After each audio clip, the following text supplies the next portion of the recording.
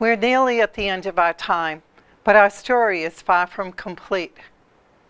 The branch is the foundation of Comhaltas. It is there that you will find extraordinary volunteers.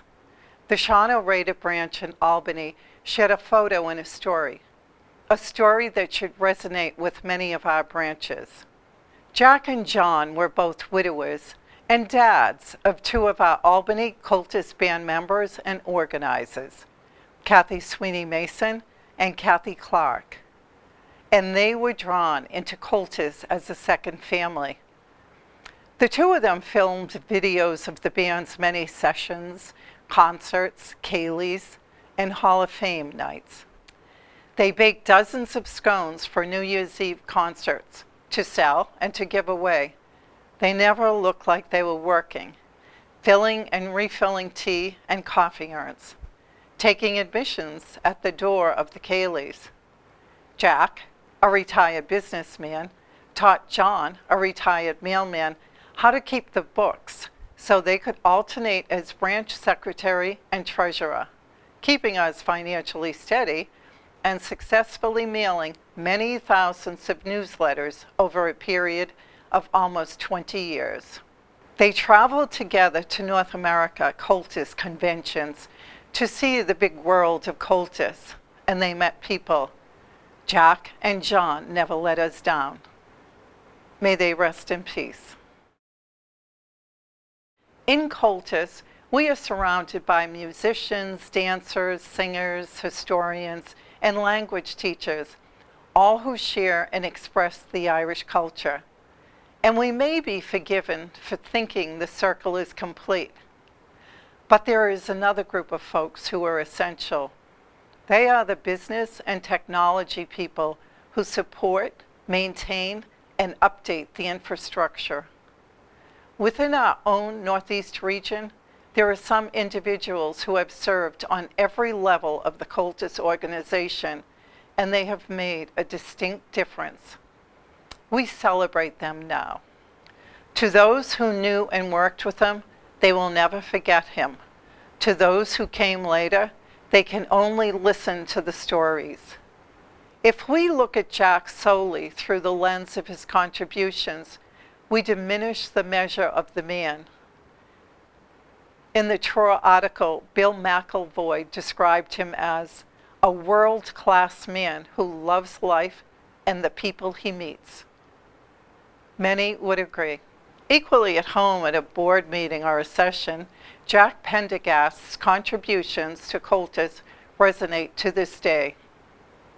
Establishing the Comhaltas organization in North America was a slow and incremental process. It would take 2 decades. In 1987, more than 15 years after the first branch was established, regional boards within North America would be sanctioned and formed. 5 years later, in 1992, the North American Provincial Council would be formed. Bill McElvoy wrote about the, and I quote, focus on the personnel who would serve the key positions on the new provincial council. Jack Pendergast and his wife Vicki were members of the Utica branch, and together they hosted many sessions in their home. Jack became the first chairperson of the Northeast region, and that role put him on everyone's radar. Frank Hannity refers to Jack's background in that same 2009 Troy article, and I quote, Jack's military background, retired U.S. Air Force colonel, and subsequent business and technology experience provided him with the background to make invaluable contributions in both management and computer technology. Jack would become the first North American provincial secretary. Efficiency was operative for him, and so he drove the initiative to go from a paper-based membership system to one that was computerized. Mark Simpson was the technology lead who successfully developed the new system. Jack understood the government and resolved visa issues that grew out of the many Echoes of Erin North American tours, with all its Irish musicians. Jack understood purpose, mission, and rules and regulation, and so he relied on the bunra. But what many remember him most for is the 1993 convention in Syracuse. It was a convention for the ages. It was a true regional effort, with each of the branches of the Northeast region assuming responsibility for a specific committee. Anything ranging from ceilidh bands to entertainment, hotel services to publicity, and many more. When Snow canceled planning meetings, they relied on faxes and the like. Imagine. By all accounts, the convention was a success. When the financial report on the convention was submitted, it came with Jack's report covering general information, statistics, and recommendations, some of which continue to be followed today. There were 4 items that, in his opinion, guaranteed success.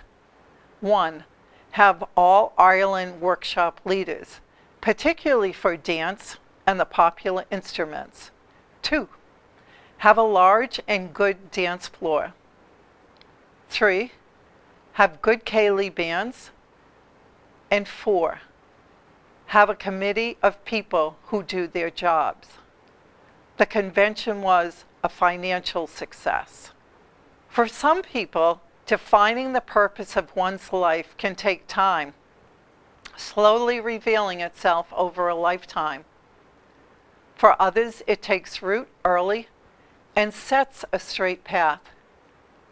Starting at an early age, with his mother as a strong influence, Ted McGraw was drawn into the world of Irish music. Later, it would lead him to a few clubs in Rochester, the Rochester Hibernian Club, to listen to the music of Frank Murphy, and the Rochester Harps Club, where he would later form the Rochester Irish Musicians Association. A hobby of collecting Irish, Scots, and Canadian recordings began at an early age. That collection would serve him well as a host for the radio show. He would host for over 40 years. Ted would become the chairman of the Tom Finucane branch of Comhaltas for 7 years, and later chairperson of the Northeast region for almost 4 years. But sharing tunes and information is and has been an essential part of Ted's philosophy and creed. As contributor and archivist of the Comhaltas Cultúirí Éireann North American collection of Irish music materials, located at the Burns Library, Boston College, he has assured that that sharing will continue indefinitely. Ted is well known in the archive circle, and it is mentioned here for a purpose. Without the existence of and the materials contained within that collection, this story of Comhaltas would be dependent upon the memories of those living at any given time. Those materials were extremely helpful while working on the FleadhFest video project. They will continue to be available to all who seek them. Thank you, Ted. Hello, I'm Elizabeth Sweeney and I'm a librarian at Boston College. I work with the Irish Music Archives at Burns Library, and one of our core collections is the Comhaltas Cultúirí Éireann North America collection of Irish music materials. The collection documents the history of the North American province, and it also contains research materials on Irish music in America. It's our privilege to work with Ted McGraw and other members of Comhaltas in archiving these materials and making them available. Burns Library welcomes your questions as the collection continues to grow. We would like to congratulate Comhaltas Cultúirí Éireann for all the accomplishments that have led to this wonderful 70th anniversary. Computerizing the membership and establishing an archives at Boston College came out of an initiative by the then North American Provincial Chairperson, Frank Kennedy, a Boston branch member. Frank led the organization of the province into a new committee structure, each with its own chairperson. These committees included technology, within which the first computerized membership system in Comhaltas was built, and that the other committees were archives, convention, language, and development. Ted chaired archives, and working with Frank Kennedy, established the association with Boston College, that first professional archival repository for Comhaltas in North America. A member for more than 25 years, Michael Hickey has assisted the branch with various tax and government filing issues. In addition, he spearheaded the effort to obtain the nonprofit status for the provincial council. He then worked with Jack Prendergast to collect data in an attempt, later deemed unworkable, to obtain a group tax exemption for all branches. For a number of years, he has been a resource for the North American Provincial Council Treasurer with meeting the province's tax filing requirement. As the 20th century came to a close, the Mid-Atlantic region created a way to honor and recognize members, both living and dead, who have given much to Comhaltas. It was the Hall of Fame. The Northeast region heard about it and immediately adopted it in 1998. Ted McGraw, in his role as Northeast Region Chair, provides some information on the intent of the award. We're here tonight, as you know, not to talk about celebrities, but to honor contributors, people who make a difference in their communities by sharing their talents and their time to promote traditional Irish music. And that's what it's all about. While Ted captured the intent at a high level, it is really in the Hall of Fame program books written by members of Sean O'Reilly branch that the full spirit of the award is expressed. Because of these gifted people, we have a treasure of companionship, of art and its expression, all of which give us illumination and hope. Because of these people, in their own way, they have shown us the beauty that is in the world all around us and in us. We continue to enjoy the visible and invisible gifts of traditional Irish culture. They have given their precious talent to learn and create, to perform and teach Irish music, song, dance, and language. Their gift has been to make the living culture ours. The family of our inductees sometimes have given as much to the communities as have had the inductees themselves. After all, time given for the music, dance, song, and language are often time away from other tasks and need. On this one night, let us also acknowledge then these gifts of time and effort. And from the perspective of the artist, their Irish traditional music and dance, song, and language give form to our wish for expression. Such expression in its order and beauty give us great pleasure. The artist's reward is the joy of the shared expression and a few words of thanks. To musicians at all levels, the session is an important part of the Irish musician community. It's an important way to connect, share, play and learn tunes, and to socialize. For the young and the beginner, it's essential. The Greenbrier in Brighton, Mass. had a long-running session on Monday evenings. The session starting at 9 was typically for the experienced player. At 7 p.m., there was a slow session nicknamed Boss, Boston's original slow session.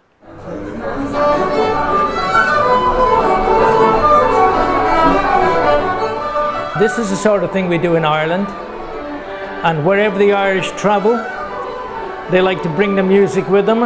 It's part of our culture.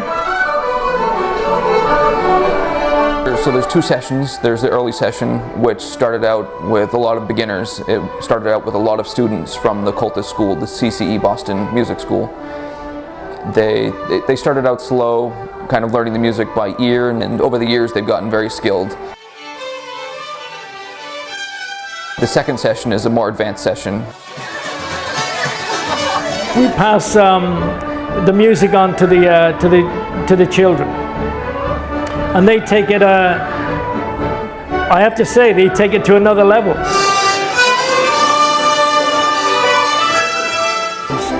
And some of these people are second and third generation American Irish.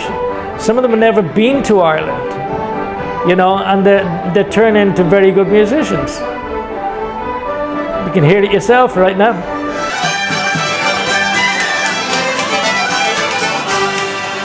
The Greenbrier closed its doors after almost 30 years of service. The session had been there for much of that time, for 25 years. In 2002, Joe Banjo Burke, a singer and banjo player, was inducted into the Northeast Region Hall of Fame. Bill Black, a member from Boston, spoke about Joe and other musicians. I didn't know until I received an email from Paul Keating that one of my musical idols over the years was being honored here tonight, and that's Joe Burke. I think what I would like to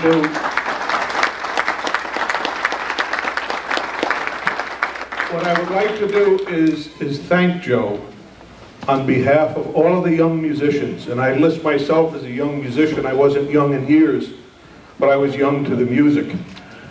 And people like Joe Burke, Banjo Burke, Joe Accordion Burke, Johnny Cronin, Andy McGann, they were always there for us. We were young guys, we'd go to the Glockamora, we'd hang around where they hung around, but they never chased us away. They were always willing to share what they had. And whatever I am today in traditional music, which may not be much, but it comes from guys like him. So, Joe.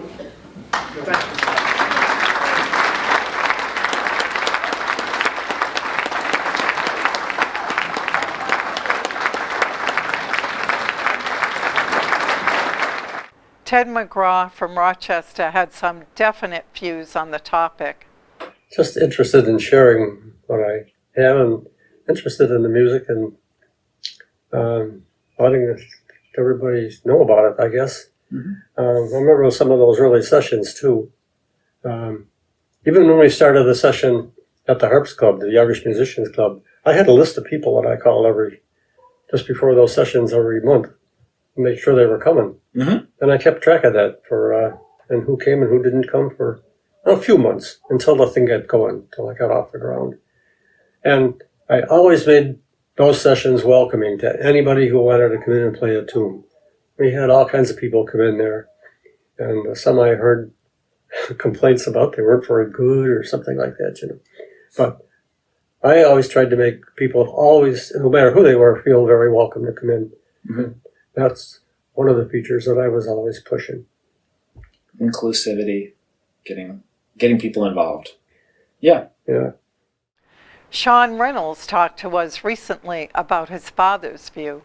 He was more welcoming to people to come in and play. I mean, if you only knew one tune, he would ask you to play that tune just so he keep bringing you back, try and keep you interested, try and give you positive, reassuring thinking, you know.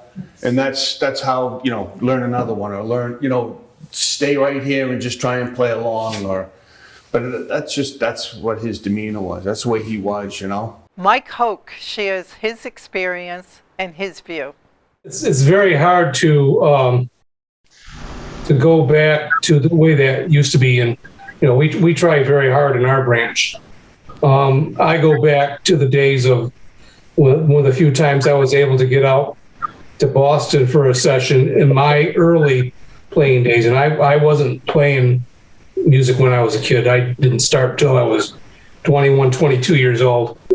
And I will tell you, you would find no more of a welcome than from Larry Reynolds. He personified that type of person that said, you know, we don't care if you've been playing for 1 year, you don't care if you've been playing for 25 years all your life.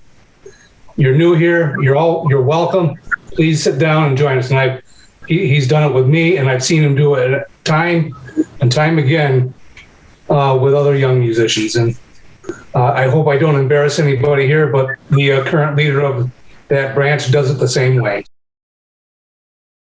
When we talk about the future, the younger generation comes to mind. They will be the ones to carry on the legacy. So that's true. But for an organization steeped in ancient traditions, there's more than a little irony to that thought.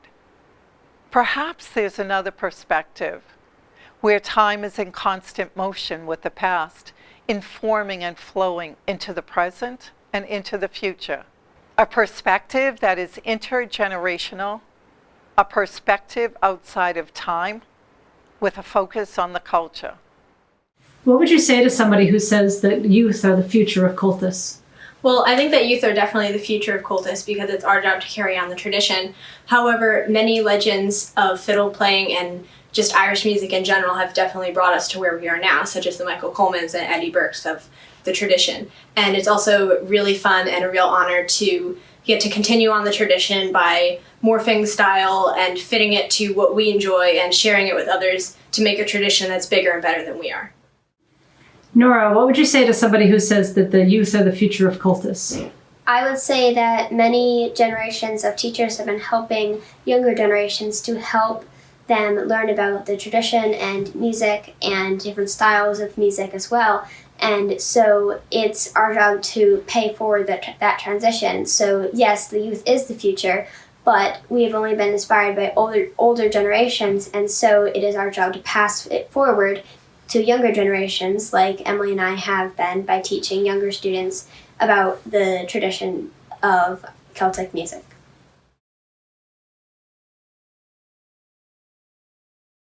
A street session at Fleadh Cheoil here in 2012 in Cavan.